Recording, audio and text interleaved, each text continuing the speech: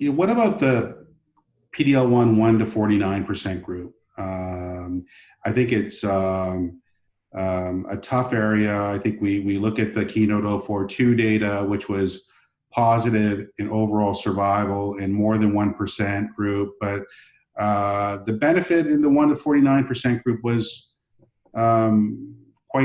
significantly more modest, I guess.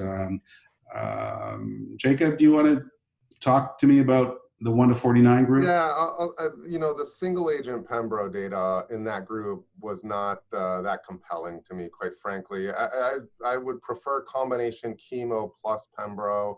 Chemotherapy is generally reliable, and when we're talking about non-squamous, non-small cell, carbo pemetrexed is pretty well tolerated as well. So I don't have a lot of hesitations about that, except for in really particularly unfit patients. So carbopem pembro, I think, tends to be a fairly well tolerated regimen and is fairly reliable, and that's what I choose in that patient population. Now, there are some people where they really are borderline in their functional status, or some people where the risk of chemo is maybe a little bit more. And in those patients with discussion, or patients who refuse chemo altogether, then I don't hesitate about using Pembro alone, although I do prefer using chemo with it. The checkpoint inhibitors I see as kind of like swinging for the fences. You really are swinging for a home run. And for many patients, and as the PD-L1 expression goes down in this group, the likelihood of hitting that home run goes down. But when it's effective, it can really be amazingly effective. And so if there are patients where not giving chemo makes sense because of functional status where they don't want it, then I'm okay with Pembro, but I do prefer the combination. Josh, have you treated any patients with 1 to 49 with Pembro monotherapy? I bet the answer is yes. I have not. I have not.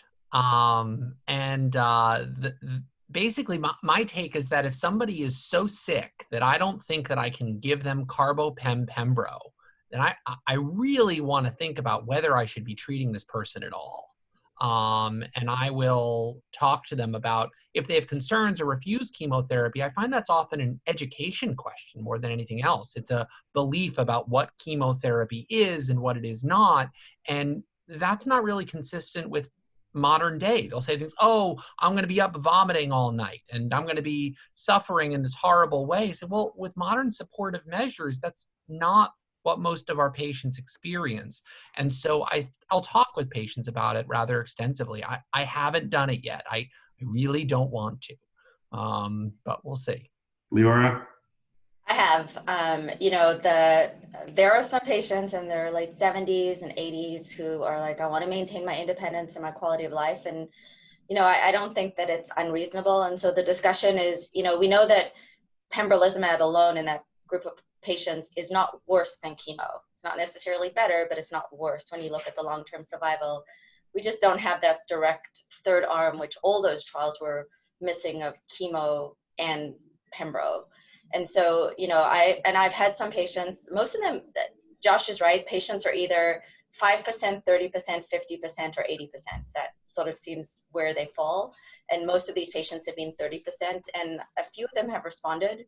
And if they can maintain their independence, drive to their doctor's appointments, and, keep doing what they want to do, I don't think it's an unreasonable consideration. I'll tell you what I have done, and this may connect a bit of concern towards Tim, is I had a patient who is a 85-year-old man who had locally advanced disease and absolutely refused chemoradiotherapy.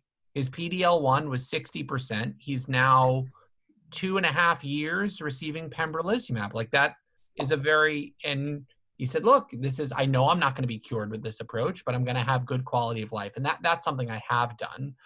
But we spoke at length about the fact that this is a palliative approach. This is not a curative intent approach.